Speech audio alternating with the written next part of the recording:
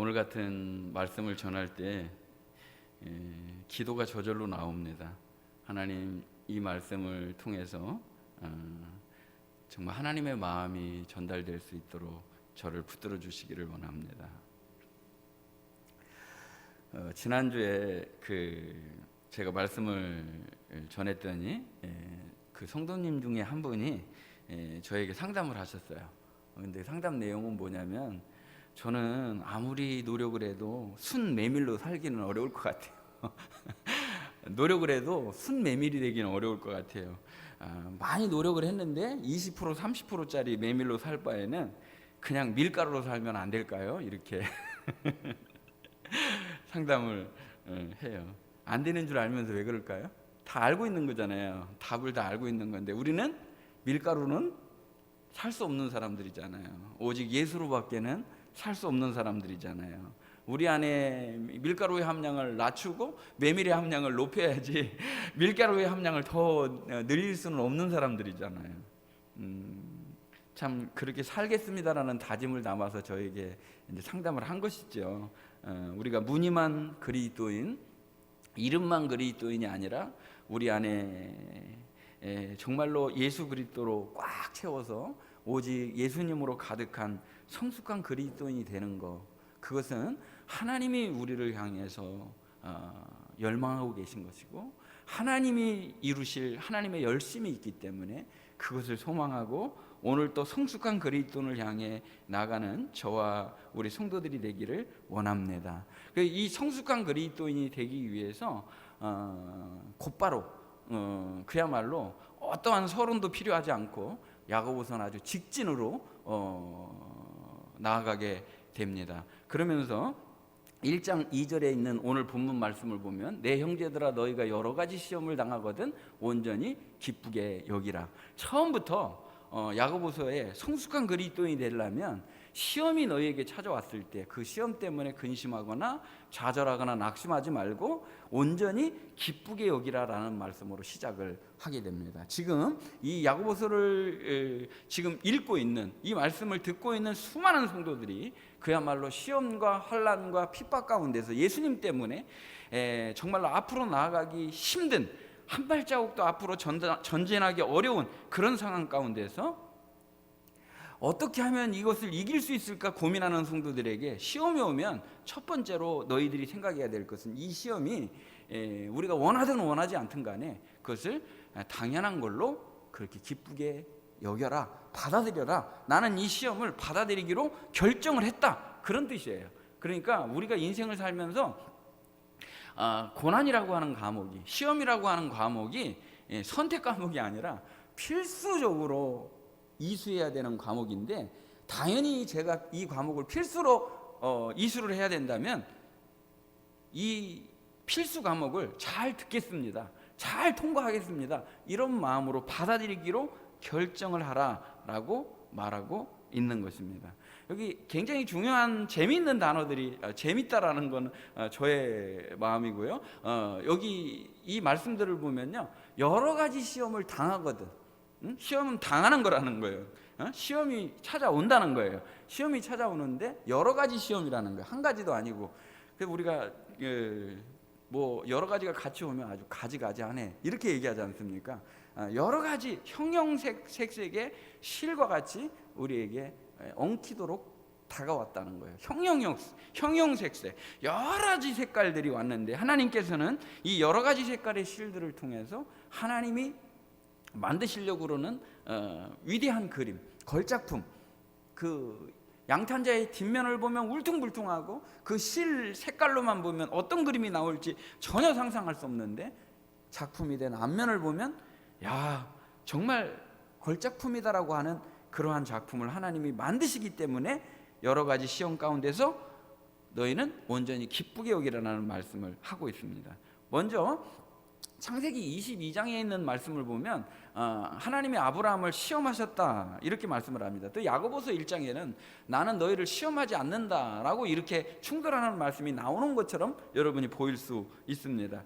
간단하게 제가 말씀을 드리면, 창세기 22장에 나와 있는 시험이라고 하는 이 단어가 지금 여기 나와 있는 오늘 본문에 나와 있는 여러 가지 시험이라고 그럴 때 이 시험의 헬라어는 아주 독특한 단어예요. 왜 독특하느냐면은 하나님이 우리를 시험하신다라고 할 때 쓰이는 단어이고, 그리고 마귀가 우리를 유혹한다라고 하는 말하고 똑같은 단어예요. 그러면 어떤 때는 하나님이 우리를 시험한다라는 단어고, 어떤 때는 마귀가 우리를 유혹한다는 단어예요. 그러면 뭘로 결정할까요?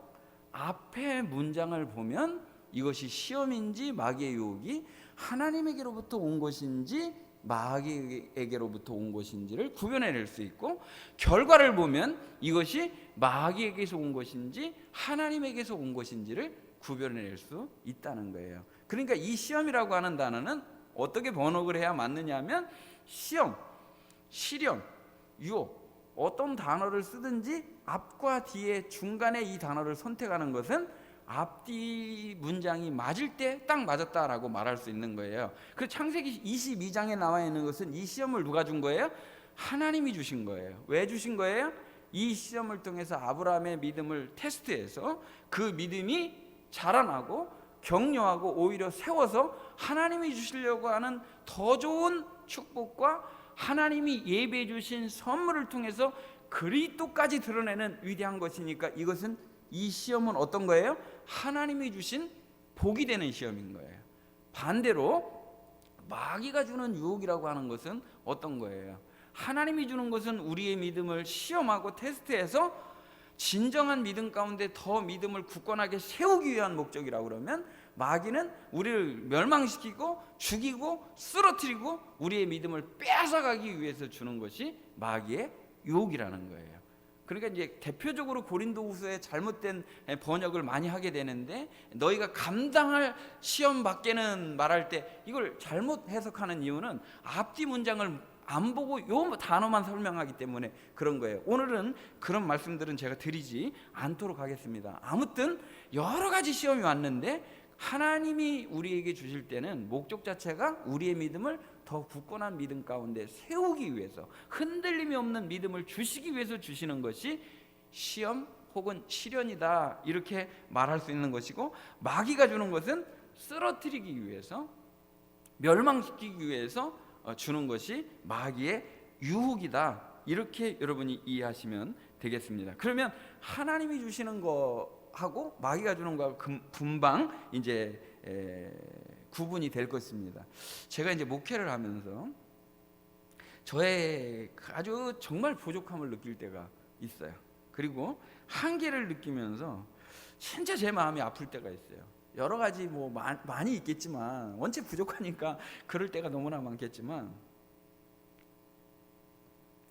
자식을 잃은 부모님이 계시면 어떤 말로 위로할 마음이 저에게 없어요. 정말 그분에게 무슨 말을 한들 내가 위로가 되랴, 기도하는 것 말고는 아무것도 해줄 게 없어요. 그럴 때 너무나 마음이 아파요. 그래서 몇 번 제가 목회를 하면서 그런 경우를 이제 당하게 됐는데, 뭐라 위로해 줄 말이 없는 거예요. 그럼 하나님이 위로해 주시기를 원합니다. 그거밖에는 제가 드릴 말씀이 없어요. 제가 그래도 이 말씀을 전하기 전에 처음 말씀드린 대로, 이것이 지식적으로 이것은 무엇다, 이것은 이렇게 하는 거다, 이것은 저렇게 하는 거다 하는 지식의 전달이 되지 않고 하나님의 마음이 전달되는 시간이 되기를 원합니다. 이 말씀이 하나님이 주시는 위로의 말씀이 되기를 원합니다. 그리고 하나님이 넓은 품으로 상처받고 고난 가운데 있는 그 우리 성도들을 하나님이 정말 한번 따뜻하게 안아주시는 은혜의 경험이 예배를 통해서 말씀을 들을 때 있기를 원합니다 하고 제가 기도하고 이 말씀을 전하게 되었습니다. 저는 말 한마디로도 위로해 줄 수 없는 부족한 사람이니 하나님이 위로해 주시기를 원합니다 하고 기도하게 되었다는 거죠. 히브리서 2장 18절에 있는 말씀을 보면, 그가 시험을 받아 고난을 당하셨은즉 시험 받는 자들을 능히 도우실 수 있느니라.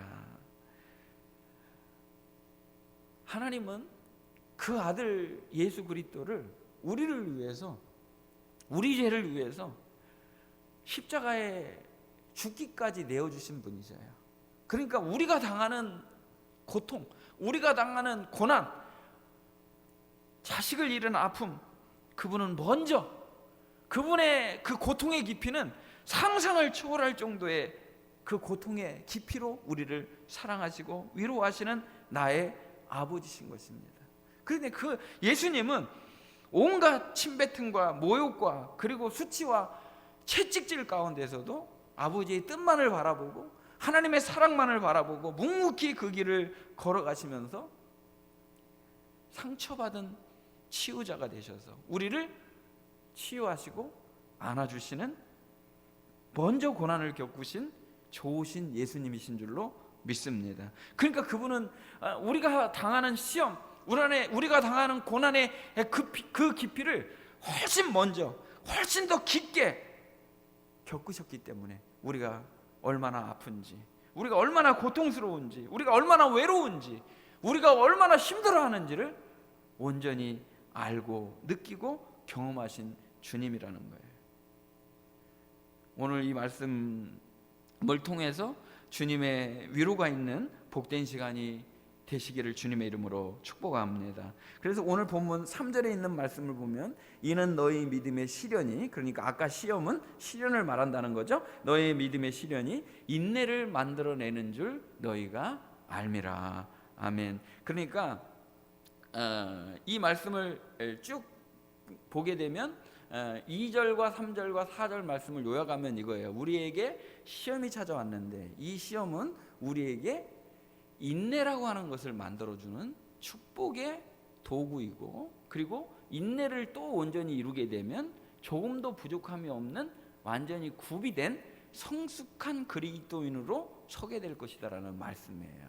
그러니까 딱 줄로 세워놓으면 시험이 왔어요. 이 시험을 잘 받아들이고 통과하면 뭐가 이루어져요? 인내가 이루어져요. 이 인내를 더욱 완성하면 그 인내하는 과정들을 통해서 성숙한 그리스도인이 만들어지는 복을 받게 된다는 거예요. 그러니까 이것은 하나님이 주신 것이고 하나님이 축복하시는 하나님의 방법이라는 거예요.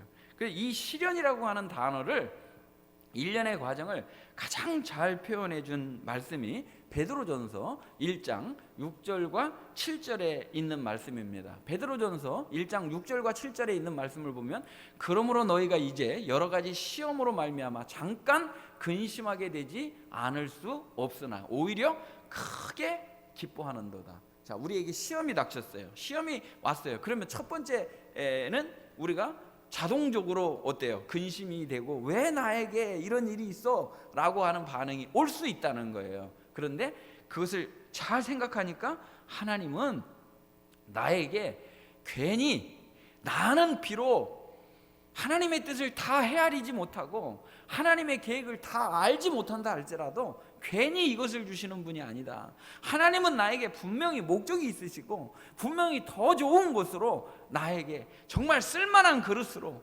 쓸만한 인격으로, 성숙한 신앙인으로 빚으시는 과정이다라는 것을 깨달으니까 오히려 크게 기뻐한다는 거예요. 그래서 7절 말씀을 보면 너희 믿음의 확실함은 불로 연단하여도 없어질 금보다 더 귀하여 예수 그리스도께서 나타나실 때에 칭찬과 영광과 존귀를 얻게 할 것이니라. 아멘. 그러니까 일련의 과정을 뭐라고 표현하느냐 하면 믿음의 시련은 용광로와 같은 것이다.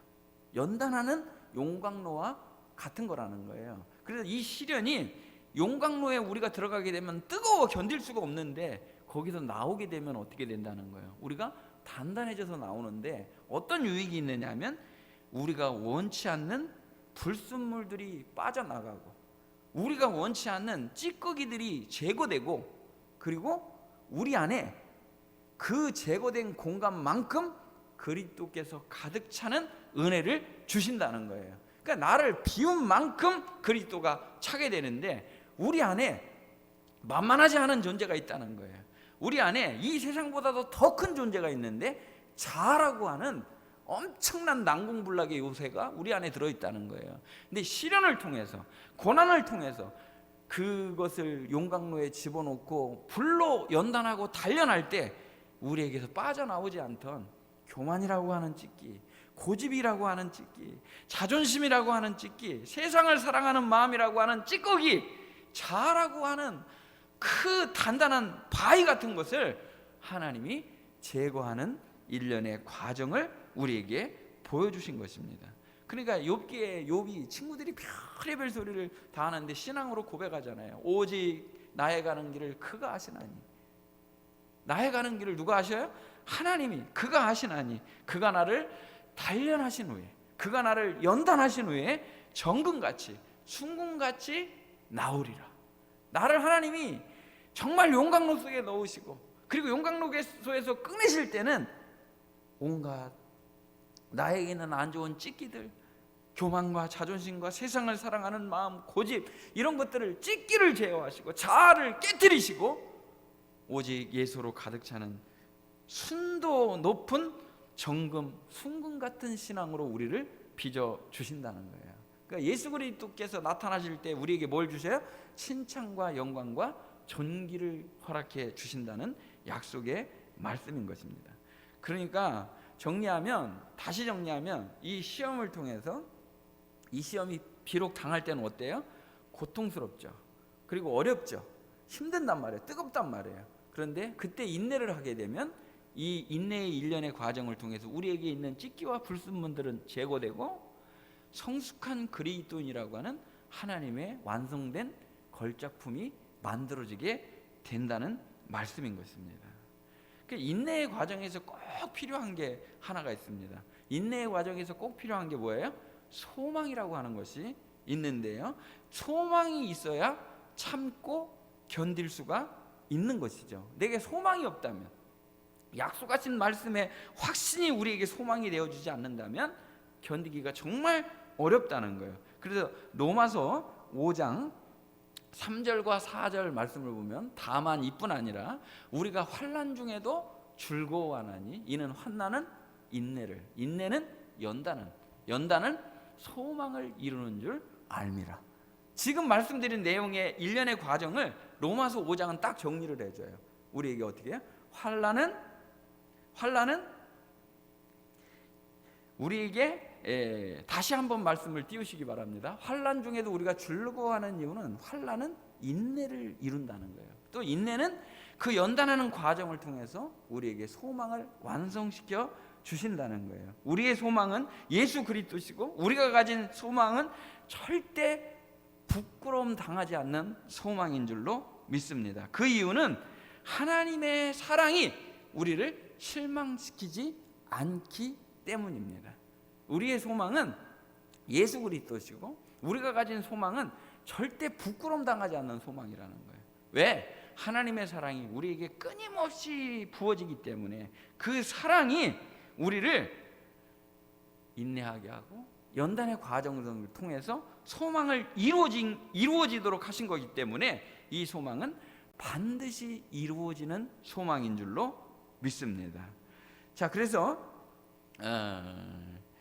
우리가 이 말씀을 통해서 많은 사람들이 이제 교회 다닌다 그러잖아요. 교회 다닌다. 이거 이제 종교 생활을 의미하는 겁니다.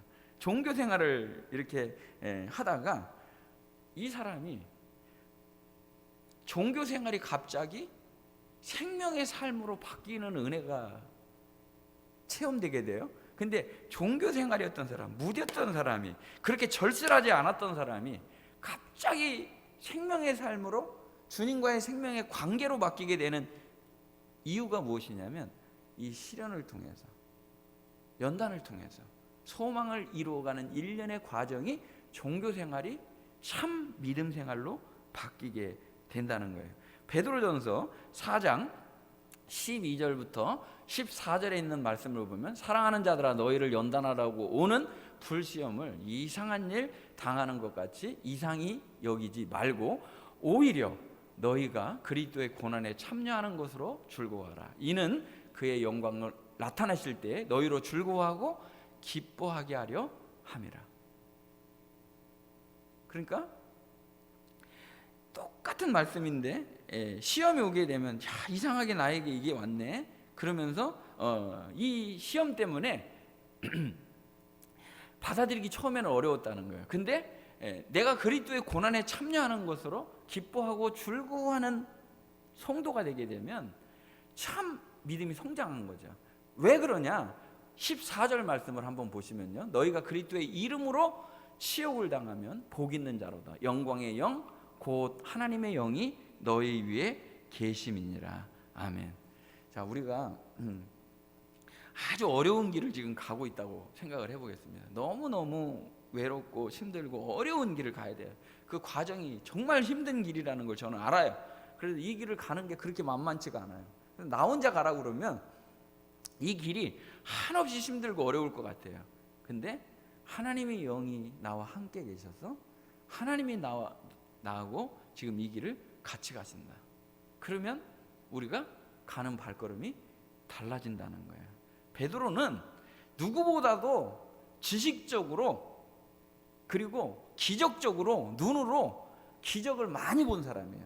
예수님의 말씀을 직접 많이 들은 사람이에요. 근데 실제로 고난의 현장 앞에는 도망가고 부인하고 떠날 수밖에 없는 연약함이 우리 안에 들어있다는 거예요. 그런데 예수님께서 십자가에 죽으시고 부활하시고 나서 그 예수님을 경험하고 나서 그 예수님을 정말로 만지고 만나고 나서는 그리스도의 영이 나와 함께 계시는 것을 누리게 되었습니다. 그리스도의 영이 나와 함께 계시는구나 라는 것을 누리게 되니까 십자가에 죽기까지 예수님과 함께 그 길을 걸어가는 걸 볼 수가 있습니다. 이제는 죽음마저도 두렵지 않습니다. 어떠한 핍박이라도 저는 두렵지 않습니다. 주님의 영이 나와 함께 계시기 때문입니다라는 자기 자신의 신앙 고백이에요. 베드로가 하나님의 영이 나와 함께 계시는 내가 무엇이 두렵겠느냐. 그 창세기 39장 23절에 있는 말씀을 보면 간수장은 그의 손에 맡긴 것은 무엇이든지 살펴보지 아니하였으니 이는 여호와께서 요셉과 함께 하시니라. 여호와께서 그를 범사에 형통하게 하셨다. 예. 그 너무나 잘 아는 요셉의 이야기에 이제 거의 출발점에 가까운 내용입니다. 그런데 요셉은 너무나 잘 아시는 대로 여러분 어떤 유혹에도 흔들리지 아니하고 그리고 이 유혹을 이겨나가서 자기는 승리한 줄 알았는데 어떻게 된 거예요? 감옥에 갇히게 됩니다. 감옥에 말씀대로 살았는데 나에게 더 큰 핍박이 온 거예요. 하나님의 뜻을 순종하고 따랐는데 더 큰 어려움이 온 거예요. 이해하기 어렵죠. 받아들이기 힘들었단 말이에요. 그럼에도 불구하고 원망하지 않고 불평하지 않고 묵묵히 감옥 안에서도 자기의 일을 수행하게 됩니다. 믿음으로 말씀으로 살았는데 더 큰 어려움이 왔어요. 더 큰 어려움이 왔는데도 그럼에도 불구하고 한결같이 그 방법을 포기하지 않고 여전히 믿음의 방법을 더 굳건하게 따라가고 있는 걸 볼 수가 있습니다. 한 가지 이해가 안 가는 것은 감옥에 갇히고 그리고 고난의 한 복판에 지금 들어갔는데 하나님은 요셉과 함께 하셨다. 그리고 지금 감옥에 있는데 하나님은 함께 하심으로 형통하게 하셨다. 부분만 형통하게 한 게 아니라 범사 모든 일을 형통하게 하셨다라고 지금 말하고 있어요. 여러분 감옥에 무고하게 죄를 누명을 뒤집어 쓰고 감옥에 갇혔는데 범사가 형통하다, 이 말이 이해가 되는 겁니까? 안 되는 겁니까? 그래서 형통의 정의는 무엇이냐? 모든 게 다 잘 되고 잘 풀리고 크게 잘 되는 거, 이게 형통이 아니라 언제 어디서나 어떠한 형편에도 하나님이 함께 계시는 것을 온 마음으로 온 믿음으로 느끼는 것이 진정한 형통인 줄로 믿습니다. 지금 나와 함께 계시는 하나님을 온 마음으로 느낄 때 그것이 형통이라는 거예요. 하나님은 나와 함께 하십니다. 어떠한 상황에도 하나님은 나와 함께 하십니다. 지금 내가 쓰러질 정도로 힘들고 어렵습니다. 그러나 하나님이 나와 함께 하시면 나는 지금 형통의 길을 걷고 있는 것입니다. 요셉이 갔던 그 길이 뭐 대략 13년 정도의 시간이라고 한다면 그 13년의 그 기간이 시험을 통해서 연단을 통해서 인내를 이루고 불순물을 빼버리고 찌꺼기를 제거하고 하나님이 쓰시는 성숙한 그리스도인이 만들어지는 과정이라고 말할 수 있는 것입니다. 오늘 어떠한 처지, 어떠한 상황 가운데서도 나와 함께 계시는 하나님을 누릴 수 있는 우리 성도들이 되시기를 주님의 이름으로 축복합니다. 그래서 제가 이 말씀을 적으면서 이렇게 적었습니다. 고난의 현장도 주님의 품 안입니다. 더 넓게 보면 내가 지금 고난을 당하고 있는데 그 고난의 현장도 주님의 품 안입니다. 주님의 품 안을 벗어나지 않았다면 우리는 절대 안전지대이고 헤아릴 수 없는 하나님의 뜻이라 할지라도 주님의 품 안이면 최종 승리를 믿는 믿음 가운데 설 수 있다는 것입니다. 우리를 사랑하시는 주님, 우리를 얼마나 사랑하시는지 그 고난의 현장에서 우리를 꼭 안아주시고 업으시고 들쳐 업으시고 그리고 꼭 안아주시고 이 길을 지나게 해주시는 사랑의 주님인 줄로 믿습니다. 저도 때와 기한은 알 수 없지만 언젠가 유언이라는 것을 하게 되겠죠. 그러면 내 인생에 지나간 날들을 지나가 보면서 제가 뭐 재산이 있습니까? 뭐가 있습니까? 유언을 하면 재산은 어떤 아들이 갖고 저 아들이 갖고 그런 얘기를 하겠습니까? 어떻게 하면 하나님의 뜻을 행하고 어떻게 하면 하나님께 영광 돌릴 수 있을지 마지막으로 한번 더 얘기하지 않을까요? 제 지난 날들을 생각하면 제 인생이 목회니까 목회하면서 부득이한 상황 가운데 저를 떠난 분들도 있고 그리고 끝까지 저의 부족함을 알면서도 제 곁에서 주님의 뜻을 이루어 가는데 협력하신 그런 성도들도 있을 줄로 생각을 합니다. 그러나 분명한 거 한 가지가 있죠. 어떤 상황 가운데서도 주님께서는 나를 떠나지 않으셨다는 겁니다. 어떤 상황 가운데서 주님은 내 곁에 계셨다는 거예요. 디모데후서 4장 17절에 있는 말씀을 보면 바울이 유언하는 내용입니다. 그 아들 디모데에게 지나간 선교의 일정, 목회의 모든 일정을 뒤돌아보면서 주께서 내 곁에 서서 나에게 힘을 주시면 지나간 모든 날들을 한마디로 요약한다면 주님의 은혜였습니다. 주님은 내 곁에서 나를 떠나지 않으셨습니다.